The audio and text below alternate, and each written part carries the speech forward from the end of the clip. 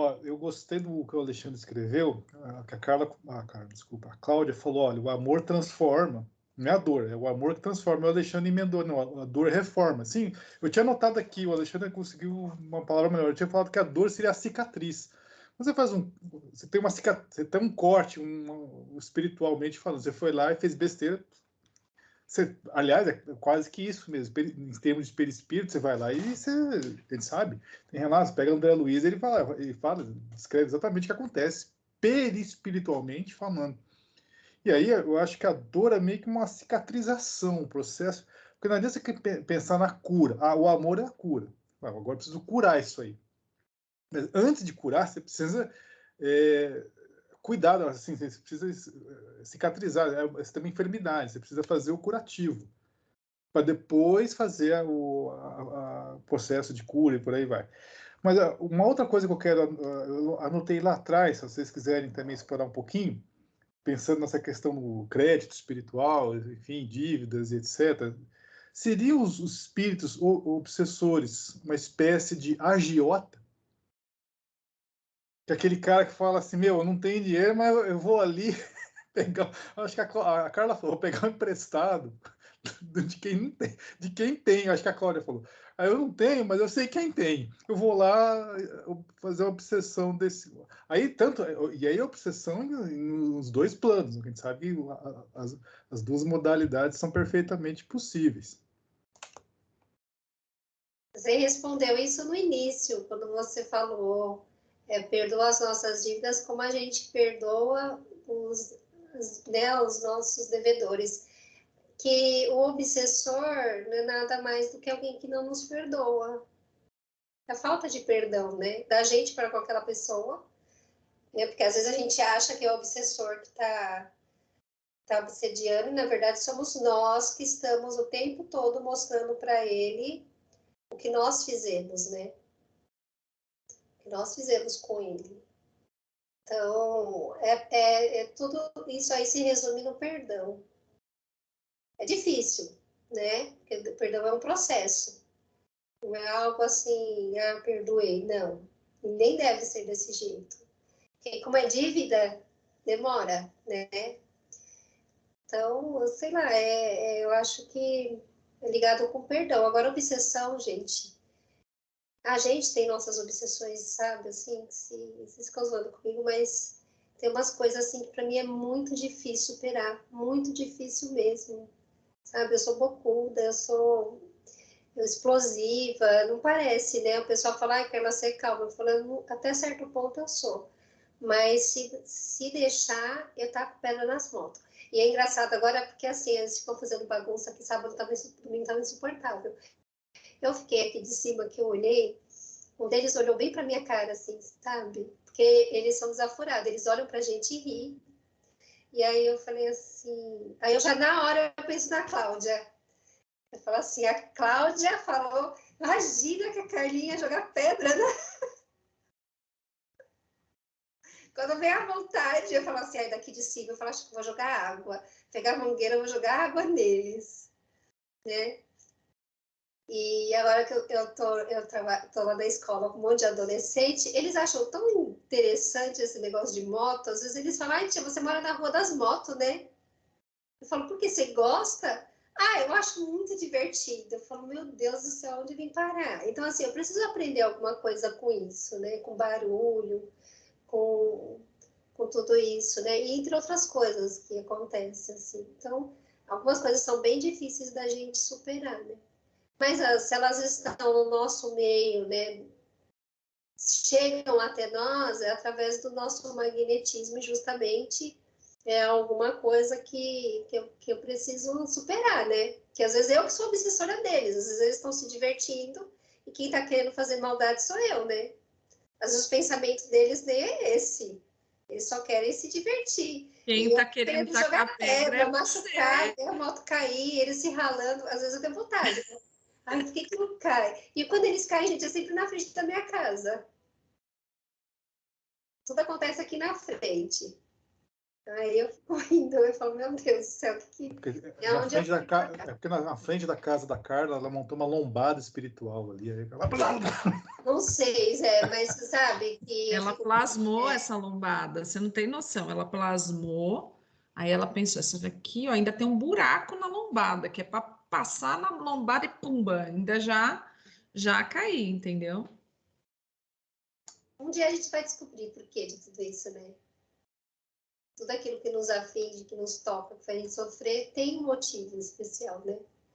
Então É, agora eu não consigo entender, não, mas tá melhorando. A Cláudia me ajuda. Quando eu olho para eles, a Cláudia vem na minha mente e fala: nossa, que Carolina, não bom, faz cara, mal, que eu te ajudo. Na Carolina não verdade, faria isso. Eu falei assim: coitada da Cláudia, ela não sabe o que passa na minha cabeça. não, gente, sabe o que eu acho? Eu acho que a gente tem que estar disposto a enxergar as lições, né? Às vezes a gente passa por algumas coisas e a gente pensa assim, ai, mas que droga, tô passando por isso, né? Ou às vezes as situações se repetem, a gente já que falou disso, né? Mas será que a gente está disposto a aprender com isso, né? Com tudo, né? A gente é capaz de parar e ver alguma coisa muito ruim que aconteceu com a gente, porque quando coisa boa é fácil de você avaliar. Agora, quando acontece alguma coisa ruim, mesmo que você. Será que a gente é capaz de olhar e falar, não, mas espera aí, olha, se não fosse isso que aconteceu, não teria acontecido tal e tal coisa, né? Então, eu acho que a gente vai muito também da disposição que a gente tem. Quando a gente, eu acho que quando a gente tem uma resistência muito grande a alguma coisa, é como você falou, é um magnetismo, a gente chama aquilo, né? Porque aquilo, a partir do momento que você começa a prestar atenção em uma determinada coisa, né? Por exemplo, você tá lá normal, aí você começa a ver um determinado carro que você gosta.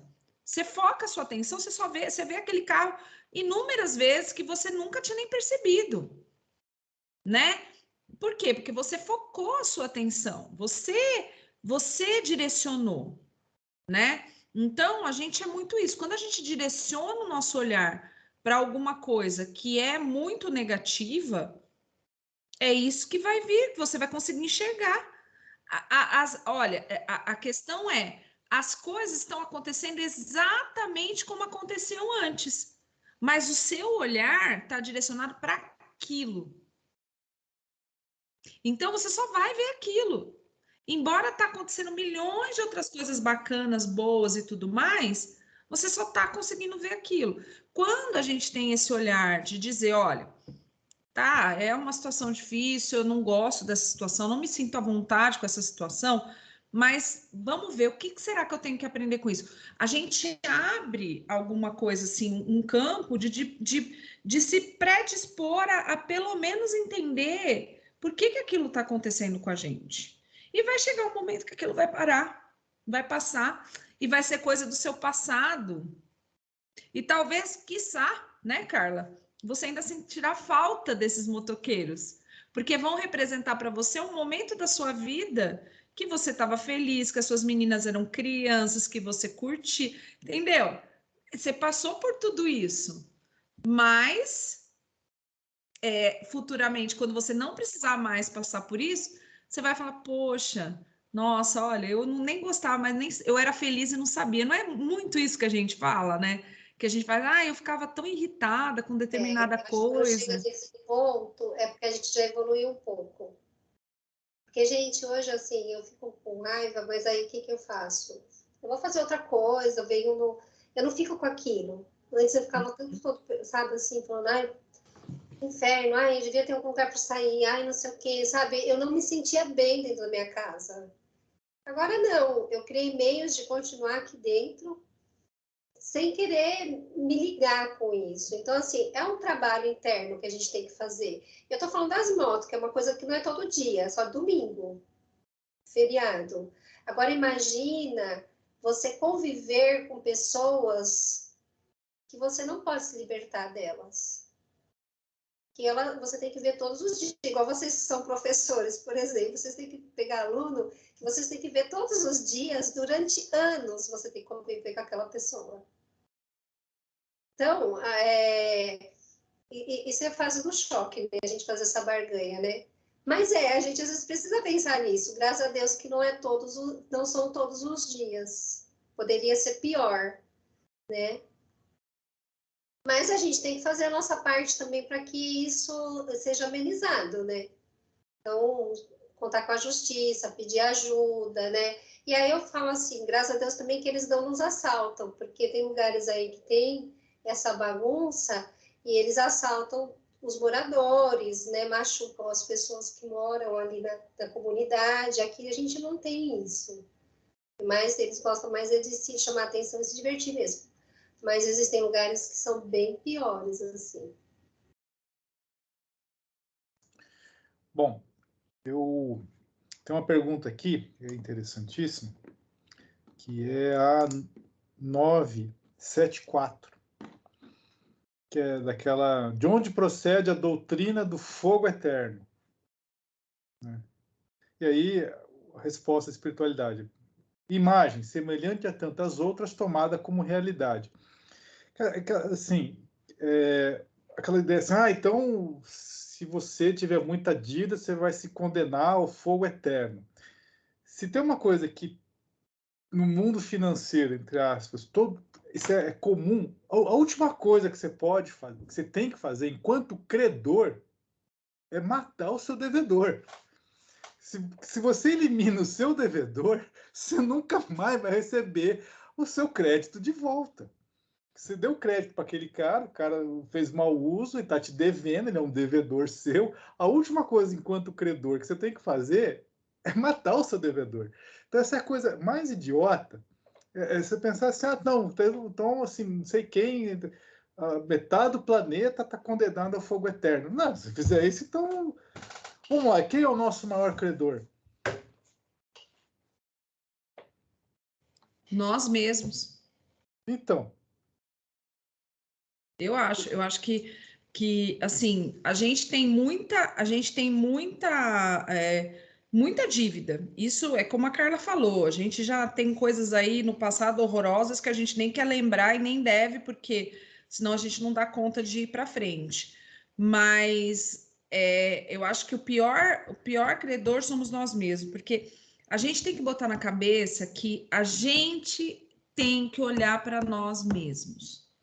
Enquanto a gente ficar olhando para o outro, não vai adiantar nada, né? Então, às vezes a gente se compromete a fazer determinadas coisas, a gente se compromete a melhorar, né? E quantas vezes a gente se sabota, né? Isso eu tô falando em pontos básicos, né? A gente se sabota o tempo inteiro, né? Ah, não, mas ai, tem isso, ai, mas não sei o quê, eu acho que não dá, isso não dá para mim, isso não é para mim, isso não sei o quê. Mas espera aí, não é nem a questão de ser ou não ser. O quanto você está se empenhando, né, para fazer isso, para que isso se torne algo que você vai alcançar, né? E quantas vezes? Então, assim, a gente deve para a gente mesmo. Porque muitas vezes a gente está com a faca e o queijo na mão e a gente não usa isso. E aí a gente acumula, procrastina, vai para outra vida. Aí a gente quer resolver tudo numa vida só, que é aquilo que a gente já discutiu, né? Então, eu acho que se a gente olhar para a gente mesmo, não querer mudar assim, se tornar Gandhi numa encarnação, né? Você vai tentando um pouquinho aqui, um pouquinho ali, um pouquinho lá, né? Aprendendo a Carla já falou, eu já consigo não jogar pedra. Pronto, já é um passo, né? Já não vai acumular dívida, Carla. Tem que pensar nisso, né? Não é o que o Jair e vocês falaram?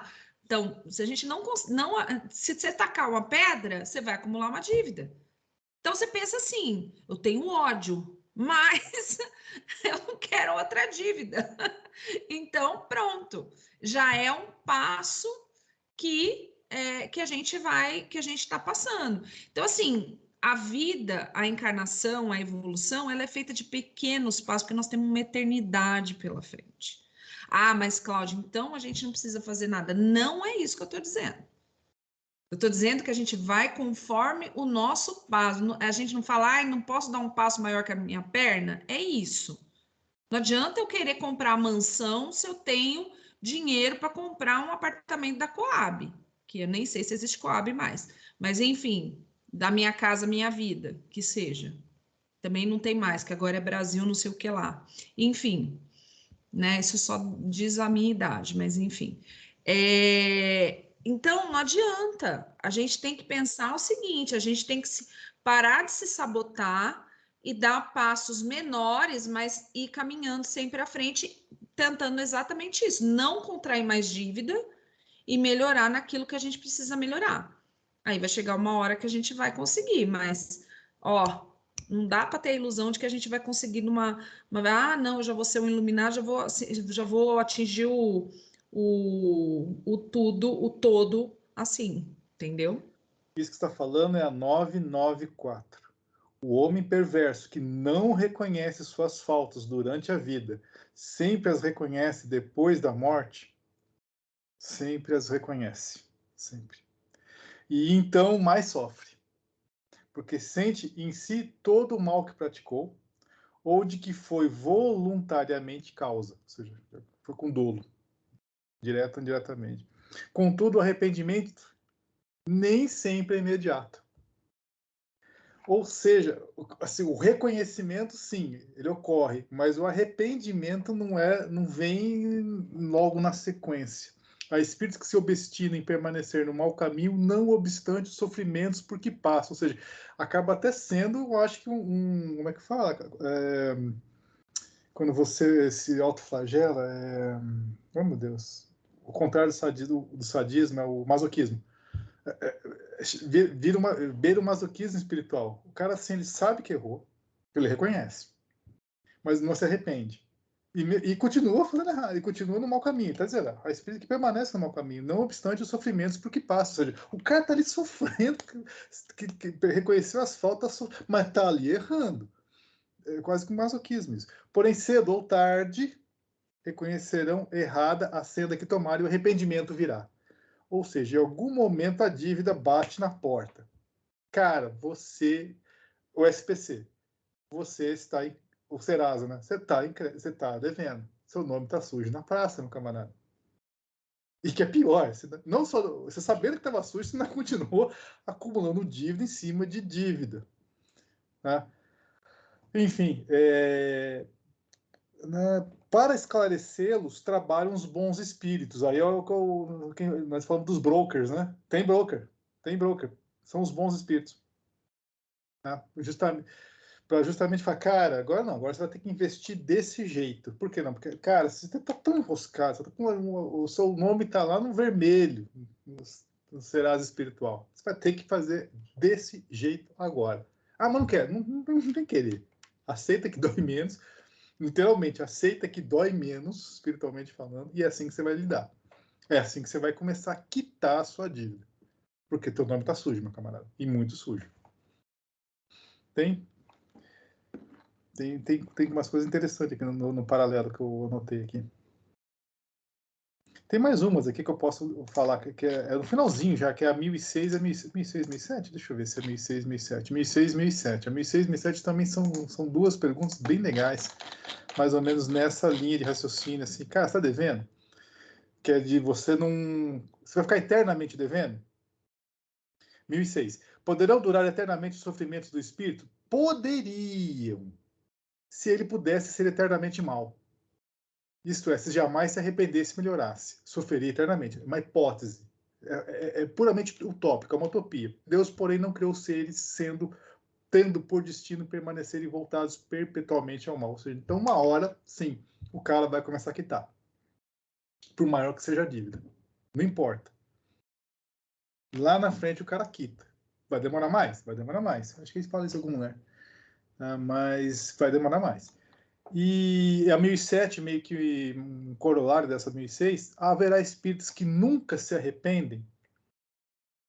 Há os de arrependimento muito tardio. Ou seja, o cara, assim, lerdeza espiritual para se arrepender. Porém, pretender-se que nunca se melhorarão seria negar a lei do progresso e dizer que a criança não pode se tornar homem. Ou seja, então, a resposta aos que nunca se arrependem, a resposta é não. É indireta, é uma entrelinha. Ele poderia ter falado não. Aos que aí, enfim, mas por algum motivo a espiritualidade omitiu o não. Mas na entrelinha é não, por conta da lei do progresso. Não existisse a lei do progresso, a resposta a essa pergunta poderia estar aberta. Opa, pera lá, pode ser que sim, pode ser que não. Não, mas a resposta, embora não seja explicitamente não, é não. Então as dívidas são pagas. Né? Agora, a minha pergunta é se de repente, se no fundo do poço da maldade existe um alçapão. Aí, não sei. Eu acho que existe. Pelo que está dizendo, existe. Mas vai chegar uma hora que vai parar. Pode existir um alçapão ou dois, alguns, mas eternamente o cara não vai se contrair indefinidamente em dívidas. Eu acho que não. Pelo que eu entendi, não. Porque senão o sofrimento seria eterno. Algum fundo chega, eu concordo com o Alexandre, em algum fundo existe, vai bater, em algum momento bate no fundo, daqui você não passa, meu filho. Daqui você não passa, tudo bem, você pode ir para cima e você vê, nossa, eu vou ter que pagar tudo isso, vai. O cara nem tá vendo a luz mais, né? Então, sabe quando vai diminuindo a luz, vai chegando no fundo, o cara fala, nossa, cadê a luz? É aquele pontinho branquinho lá em cima. Lá é o topo do poço, lá é a abertura. Mas você vai chegar lá, de alguma forma. Isso é legal. Se vocês quiserem fazer as considerações, eu estou satisfeito.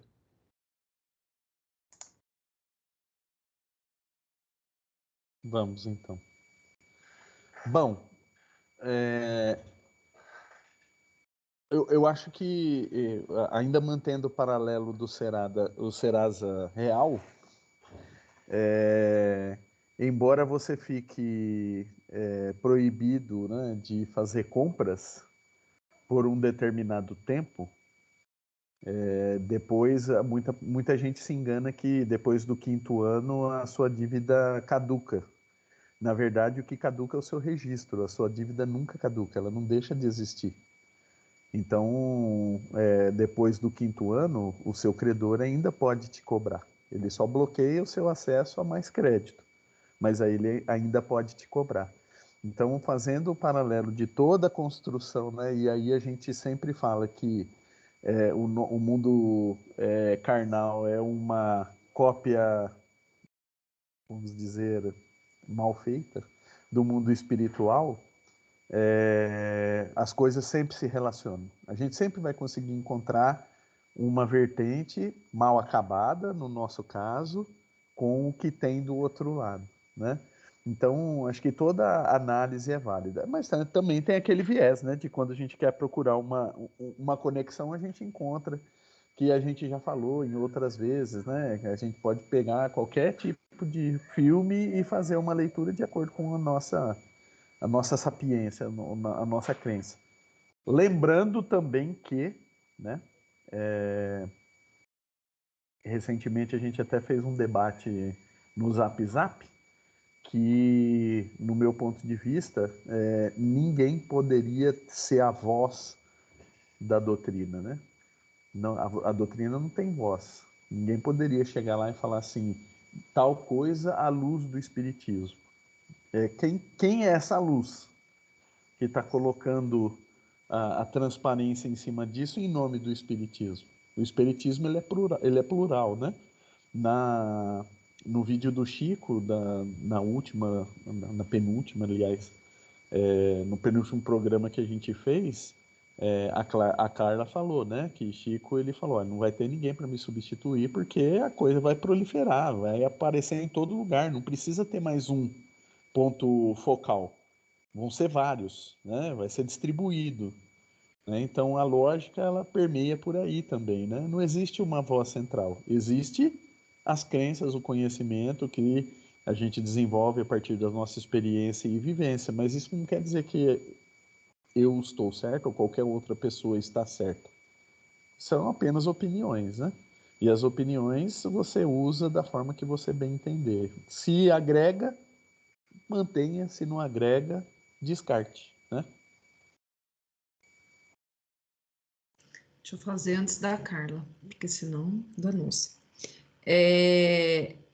Eu penso assim, que primeiro que é muito legal a gente fazer esses paralelos. Acho que pensando por um viés didático, eu acho que é uma forma bem interessante das pessoas entenderem algumas coisas e até a gente, né? Quando a gente começa a discutir, a gente começa a clarear tantas coisas até a gente, né? Que coisa mais presunçosa, né? Como se a gente não precisasse disso. Obviamente que a gente precisa, nós somos os primeiros, né? Porque estamos aqui exatamente discutindo isso. Mas o quanto, às vezes, algumas analogias, né?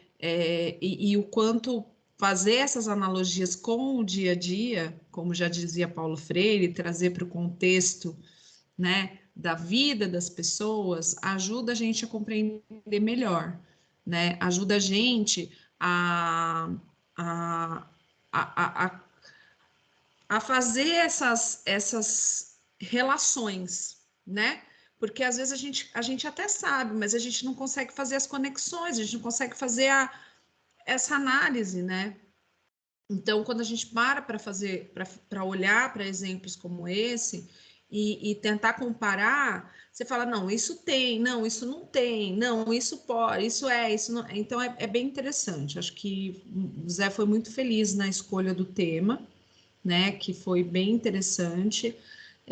Volto a dizer que não tem erro na contabilidade espiritual, é o amor mesmo, né?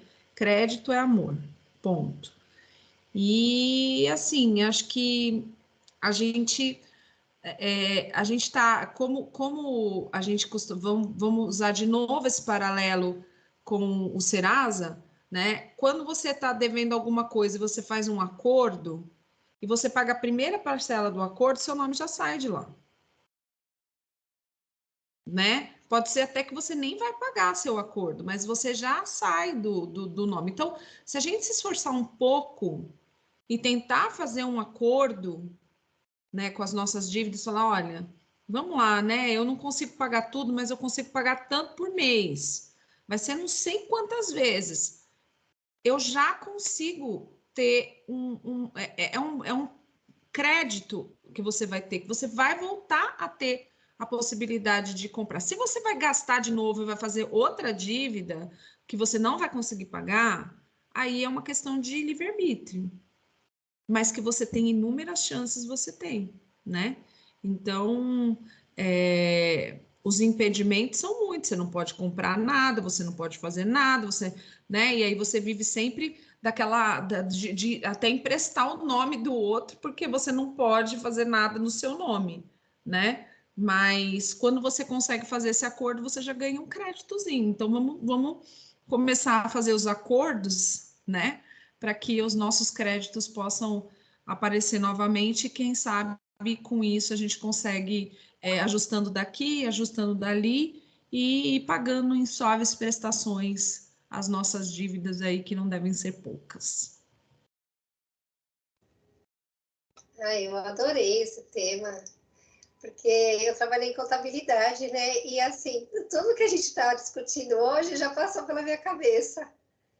E aí eu ficava pensando, gente, será que eu viajo muito nas ideias? Né? E assim, é Você legal ficava fazendo discutir. razonete? Oi? Você ficava fazendo razonete? Não. Aí eu ficava pensando nisso, né? Eu falei, gente do céu, tem uma contabilidade divina, né? Como que eles trabalham? Então, são coisas que passavam direto assim, na minha cabeça. E é gostoso a gente ter com quem discutir esses assuntos, porque tem tanta coisa que passa pela minha mente, assim, quando eu escuto uma palestra que um palestrante fala a mesma coisa que eu fiquei pensando horas, nossa, aquilo me dá, assim, aquela vaidade, né? Então, é muito engraçado, eu gostei bastante, Zé, achei bem interessante, até hoje eu fiquei preocupada, com eu falei, nem sei que tema que vai ser, não estudei nada, mas parece que a gente já tem intimidade, né, com esses temas, né, e quando ele traz, assim, Zé traz bastante assunto do final do Livro dos Espíritos, e aí é uma caminhada que já foi feita, para a gente entender e responder essas perguntas sem ter lido, é porque a gente já fez uma certa caminhada. Então, é muito legal, não é algo assim que nunca passou pela nossa mente, que a gente não tem condições de falar sobre isso, né? Então, aí mostra onde que nós estamos também, né? Porque a gente fala muito de dívida, mas a gente não fala dos créditos que a gente tem, daquilo que a gente já conquistou, né? E é isso que vai impulsionar a gente a conquistar mais ainda, né? O que é possível, né? As possibilidades que a gente vai ter daqui para frente. E quando a gente aceita, né? Como esse ditado, aceita que dói menos, é muito interessante, dá até para fazer um tema sobre isso. As pessoas veem isso como uma ofensa, e na verdade é como uma alavanca de progresso. A gente precisa aceitar, né? A gente vê isso nos alcoólicos anônimos, a gente vê isso nos neuróticos anônimos, a gente vê isso na nossa evolução. Aceita. A partir do momento que você aceita as tuas sombras, que você aceita, é que você muda. Então, até para aceitar, e é a fase do choque, né? A aceitação é a parte mais difícil do choque. É que a gente só se liberta depois que a gente aceita o que aconteceu. Então, é bem interessante isso, Zé. Gostei bastante. Obrigada. Eu que agradeço vocês pela companhia, pelas analogias, que isso aqui vai dar para explorar legal. Eu imaginei que fosse para explorar. Foi a surpresa, né? Falei, vou começar com um negócio nada a ver na abertura, SPC. Nossa, que tem a ver, Serasa, SPC, mas assim, tem muito a ver. Comecei com Mateus Evangelista, vou terminar com ele. Agora no capítulo 9, versículo 12, um só versículo. Ouvindo isso, Jesus disse, abre aspas, não são os que têm saúde que precisam de médico, mas sim os doentes, fecha aspas. Ou seja, ouvindo isso, Jesus disse, não são os credores, não, os que estão com o saldo positivo que precisam de crédito, mas sim os devedores. Então, e o nosso maior credor, com certeza, é ele. Pergunta 625. Mas, enfim, gente, obrigado pela companhia de vocês, obrigado para quem está assistindo. Quem gostou, aproveita e se inscreva aí no canal, ative o sininho das notificações, deixe os comentários. Surgiram temas que às vezes, a gente fica assim, escasso de tema, a gente fica caçando tema, né? Agradeça quem não gostou também. Eu também. Quem gostou é porque assistiu. Porque assistiu, exatamente. Quem não assistiu também, manda também a sugestão. Nós fazemos qualquer negócio. A gente só não promete esclarecer. Isso a gente realmente, nós viemos aqui para complicar, não para esclarecer. Fora de escopo. Isso, fora de cogitação. Bom, gente, obrigado mais uma vez. Fiquem com Deus e até a próxima.